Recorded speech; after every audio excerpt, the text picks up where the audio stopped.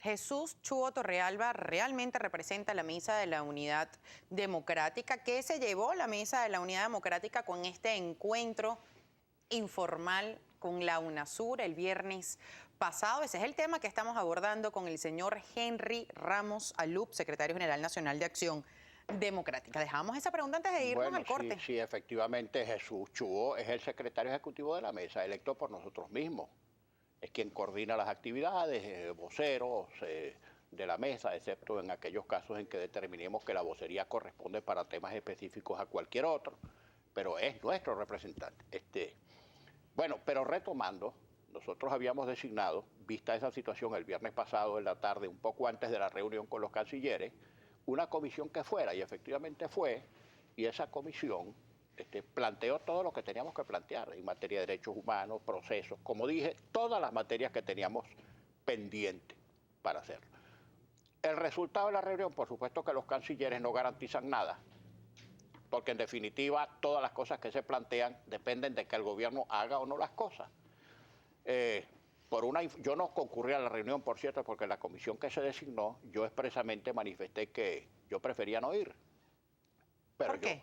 Bueno, porque precisamente por la tipicidad de la convocatoria, etcétera, y además porque la comisión que designó todos nos sentíamos perfectamente bien representados. Ahí estuvo Delsa Solórzano, Julio Borges, Timoteo Zambrano, Carlos Eduardo Berrizbeitia, gente de COPEI. Nos sentíamos todos representados realmente.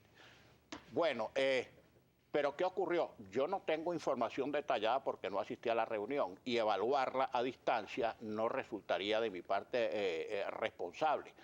Lo que sí puedo decir es que después, mientras María Ángela Holguín dice que ese es una especie de puente abierto otra vez al diálogo, habría yo tenido información de que Samper habría dicho allí que el gobierno no quería diálogo. Entonces uno no sabía qué tener. En fin, el problema de estas reuniones reservadas o privadas, por designarlas de alguna manera, es que no se sabe fuera del recinto de la reunión cuáles son los detalles. Por eso es que hay eventos que tienen que hacerse con alguna reserva para poder avanzar, pero hay otros que necesariamente tienen que hacerse públicamente para que no haya comentarios ni suspicacias de nadie, para que sea todo el mundo el que se entere directamente cuál fue el contenido y el alcance de la reunión. ¿Está dispuesta la Mesa de la Unidad Democrática a dialogar con el gobierno nacional? ¿Existen las condiciones? Porque siempre para un diálogo se requieren condiciones. Bueno, ¿La oposición considera que hay condiciones para dialogar con el gobierno nacional? Precondicionar una conversación o una interlocución es prácticamente imposible. Si en medio de una guerra que la gente se está matando, las partes beligerantes intercambian opiniones incluso para regularizar las condiciones de la guerra, entonces no se puede cerrar la posibilidad, y fíjate la presión internacional, el Vaticano, las Naciones Unidas, la OEA, UNASUR, la Comunidad Europea, todo el mundo presionando para que en cualquier parte, no en Venezuela específicamente, para que en cualquier parte, cuando haya conflicto, las partes conversen y regularizan las hostilidades. Le reitero la pregunta. Sí. ¿La oposición está dispuesta a conversar con el gobierno nacional? Si fuera públicamente tendría que estar dispuesta. Eso sí, nada, ni con precondicionamientos de agendas, ni no me trates de este tema sí, el otro tema no. Cualquier tema que cualquiera de las partes quiera plantear públicamente para que todo el mundo se entere cuáles son las conversaciones y sobre todo cuáles son los puntos de vista de cada uno de los sectores en conflicto, porque aquí hay un conflicto y hay una polarización y negarlo, desconocerlo, es simplemente estar de espaldas a la realidad. Y cuando el gobierno, cuando la oposición venezolana le plantea al gobierno nacional que vamos a conversar, hay diálogo, pero que tienen que liberar a los denominados presos políticos. Vuelvo a decir, no es una precondición. Vuelvo a decir, mira, el precondicionar para conversar es hacer imposible la conversación. Suponte, por ejemplo, que el gobierno dijera, yo condiciono el diálogo a que la oposición no nos tratara este tema. Bueno, entonces no conversamos porque nosotros queremos plantear todos los temas que nosotros creamos conveniente plantear. Todos, cualquier otro. Ahora, si previamente, por ejemplo, que nosotros digamos, no nos sentamos a hablar con el gobierno hasta que Maduro no renuncie, Maduro dirá, bueno, no, esa precondición yo no la voy a aceptar porque yo no voy a renunciar, entonces no habría diálogo. Si se trata de conversar o de dialogar cara al país para ver si se le busca una salida a este conflicto terrible que tenemos, no se pueden estar poniendo alcabalas que condicionen o que impidan la celebración del diálogo mismo. Nosotros tenemos muchísimos temas Sí, que mira, por conversar, cierto, señor Henry Ramos. ahora, yo no sé si en medio de tantas preguntas, seguramente la teleaudiencia formulará preguntas. Ahorita ya vamos con eso. Tengo chance para decir 10 palabras antes del próximo corte, mira. No sea que en Dígalo, este dígalo, o sea, se lo rifirrafe, permitimos, dígalo. fíjate, esta semana que pasó, yo le envié un mensaje a Antonio Ledesma, a Leopoldo López y a Daniel Ceballos. Se lo envié a través de Mitzi Capriles de Ledesma.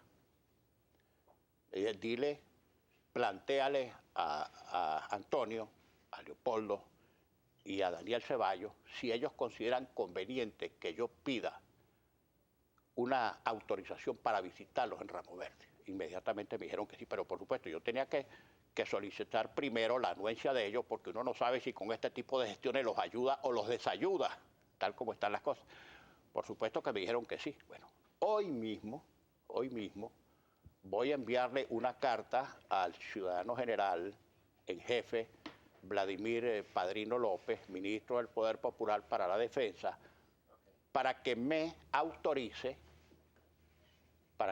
allá, en el Ramo Verde, la posibilidad de que yo me entreviste con Antonio, con Leopoldo y con Daniel Ceballos. ¿Usted qué cree? ¿Que se lo van a permitir? Yo tengo que hacer, mira, voy a hacer la solicitud no solamente como ciudadano, sino como secretario general de Acción Democrática, como diputado al Parlamento Latinoamericano y como vicepresidente de la Internacional Socialista.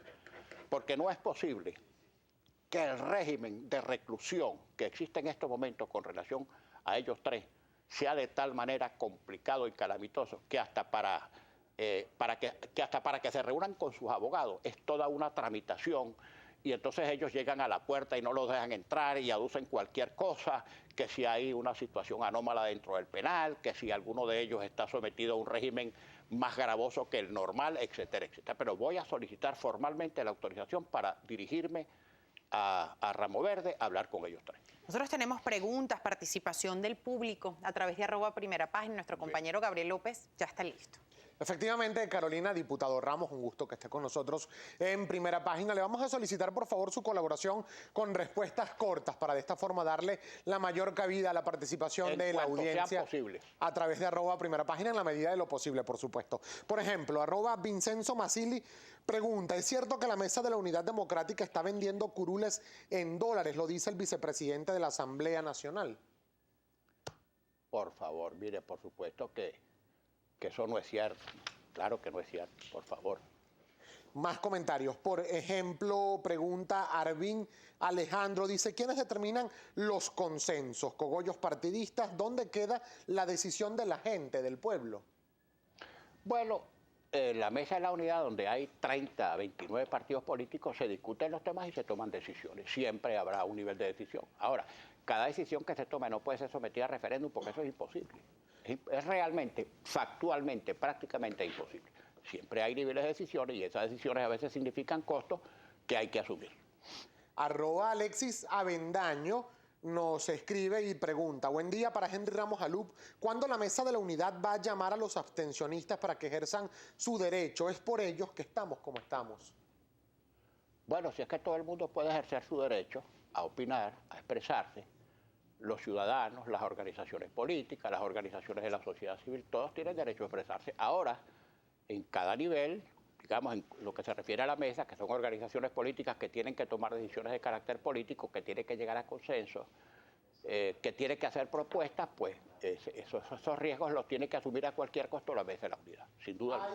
Ahí, señor diputado Ramos, dos preguntas a propósito de un mismo tema que tiene que ver con la instalación de las captahuellas y los leo rápidamente. Vladimir Maldonado dice totalmente de acuerdo con las máquinas captahuellas, los bachaqueros tienen que desaparecer y Creaciones Tami dice la solución no es la captahuella, es cambiar de economía inversionista, pero no lo van a hacer con este gobierno. ¿Cuál es su opinión? Yo creo que por muchos controles que se establezcan, si hay problemas de abastecimiento y si hay problemas de la producción, eso no lo van a resolver las captahuellas. Quizás con este tipo de mecanismos supriman un tanto un elemento de distorsión que sin duda es el bachaqueo, pero con eso no va a desaparecer el problema. Pueden instalar las captahuellas que quieran, mientras haya déficit en la producción, mientras no haya abastecimiento suficiente, mientras no haya divisas, dólares, para importar el 70% de lo que estamos consumiendo, que es importado, no va a haber solución al problema del desabastecimiento. @Luis Olaf dice para Loop, ¿por qué tanto esfuerzo si al final no asisten a la Asamblea Nacional? Bueno, habrá diputados que no asistan, la gente que esté atenta y que todas las organizaciones escojan candidatos, no simplemente que estén en la Asamblea por estar en la Asamblea, sino que cumplan y ejerzan las funciones que hasta ahora no ha ejercido la Asamblea, que es debatir, legislar y controlar. @Álvaro Pasión dice, pregunta para Henry Ramos a Loop, ¿por qué se les hace tan difícil respetar al elector que es quien vota y utiliza el hashtag primarias para todos? ¿Qué le responde? Bueno, que es que el instrumento, mire señores, déjeme explicarle y a lo mejor me detengo un poquito. El instrumento de selección no es lo que resuelve el problema. Usted puede tener una buena selección con consenso y puede tener una buena selección con primaria. En ambos casos también la selección puede ser mala, tanto por consenso como por primaria. Ahora, simplemente le quiero decir lo siguiente.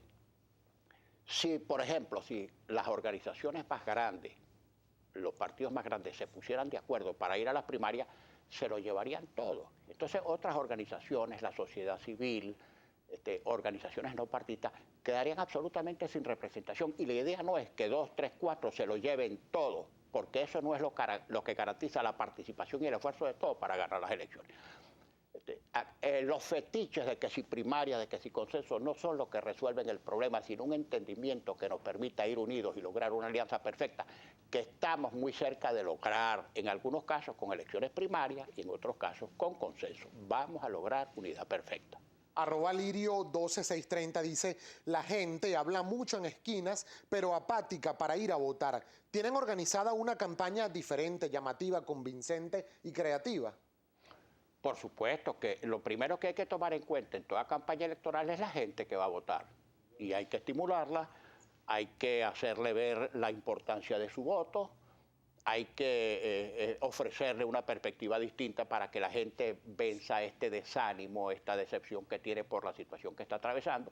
Y sobre todo que todos entendamos que si no cambiamos las cosas democráticamente, porque no tenemos ninguna otra alternativa ni la queremos, la situación venezolana va a seguir empeorando y esto nos afecta a todos. @Juan Sánchez le pregunta, la Constitución indica que hay que hacer elecciones en los partidos para escoger sus candidatos. ¿Cuándo se van a hacer en Acción Democrática? La ley ni la Constitución dice que hay que hacer elecciones, sino habla de mecanismos de selección, no habla de elecciones. En algunos casos se escogerá por elecciones, en otros casos se escogerá por consenso. @José Javier Moronta pregunta, ¿cuánto deberán pagar los candidatos que deseen medirse en las primarias de la oposición? ¿Cuál es el costo total del proceso? Bueno, realmente no sé, pero es elevado. Y el hecho de tener máquinas, participar en primarias, etcétera, supone un costo, no sé exactamente cuánto tendrá que pagar cada candidato para participar en las primarias. @Carolyn701675 dice, una pregunta, ¿qué experiencia tiene Chugo Torrealba en política? Bueno, Chugo Torrealba es un excelente comunicador y ha sido activista y militante, quizá no partidista, pero sí político desde hace muchos años. A mí me parece que está haciendo una excelente labor y además goza del respaldo de todos nosotros. Es una persona, creo que bastante bien calificada para ejercer el rol de secretario ejecutivo de la mesa. Por razones de tiempo, diputado Ramos, solo una pregunta más de las muchas que nos han llegado a través de nuestra cuenta en Twitter, @primerapágina, y agradecemos a la audiencia por su participación. Por ejemplo, Arnaldo Tobar 23 dice, en Carabobo no podemos aceptar candidatos para caídas, que se respeten los liderazgos regionales. Un comentario similar han hecho llegar también del estado Lara y del estado Guárico. ¿Qué respuesta tiene para ellos? Bueno, que todos los candidatos van a ser de la región. Ahora, que nadie discuta si hay un candidato que no le gusta, es que ese no es líder, el líder soy yo, porque lamentablemente muchas veces las quejas vienen de gente que aspira a ser y que sospecha o intuye que no va a ser candidato. Por aquí también vienen muchos comentarios negativos que afectan a la unidad, pero yo creo que en todas partes los liderazgos van a ser de la región. En Venezuela hay una crisis política, hay una crisis económica, hay desabastecimiento, hay grandes cantidades de personas fallecidas de manera violenta. Según las encuestas, el gobierno nacional ha perdido aceptación, ha perdido confianza, apoyo. La oposición está consciente de esto, porque ciertamente hay una realidad, hay una crisis en el país, pero ¿cómo materializa esa crisis la oposición venezolana? ¿Cómo pueden hacer ustedes dentro de la mesa de la Unidad Democrática para canalizar ese descontento de manera efectiva, de manera viable? Bueno, en primer lugar, es que quienes estamos en la oposición, y digo que no toda la oposición es la mesa, sino que la mesa es la representación orgánica de las organizaciones políticas que estamos en la oposición, es ofrecerle a la gente no solamente una alternativa viable, creíble, confiable, sino en primer término que nos vean unidos a todos. Ahora sí, porque también se refleja en las encuestas, en los sondeos de opinión, que aunque el rechazo del gobierno es enorme, debe andar por el 80%, aunque la base de respaldo del gobierno se ha venido muy a menos, es muy pequeña, muy baja y peligrosamente baja. Por otra parte, a veces la oposición pareciera no capitalizar porque el hecho de que haya agendas diversas, poca unidad, enfrentamiento entre dirigentes y partidos, hace que la gente diga, bueno, está bien, queremos algo distinto, pero lo distinto no puede ser esto. Entonces, el primer deber que tenemos los opositores es presentarnos unidos, consolidados, transmitir un mensaje de fe, de optimismo, de esperanza, y hacerle ver a los venezolanos que concurrir a votar significa una posibilidad de cambio democrático. Vamos a ver a Henry Ramos Alup como diputado en las próximas elecciones. No sabemos todavía. ¿Usted quiere? No sabemos todavía. ¿Usted no sabe si quiere ser diputado o no quiere ser diputado? No me voy a extender, porque de repente pregunta, tú vas a la asamblea, que si no vas a la asamblea, que vas por circuito, que vas en la lista, tú crees que debes estar ahí, no, tú eres imprescindible. No, yo no voy a emitir juicio de valor sobre mí mismo. Esperemos oportunamente ver si es conveniente que yo repita como diputado de la asamblea o si no. Muchísimas gracias. Gracias. A Henry Ramos Alup, secretario general nacional de Acción Democrática, 7:17 de la mañana. Ya regresamos.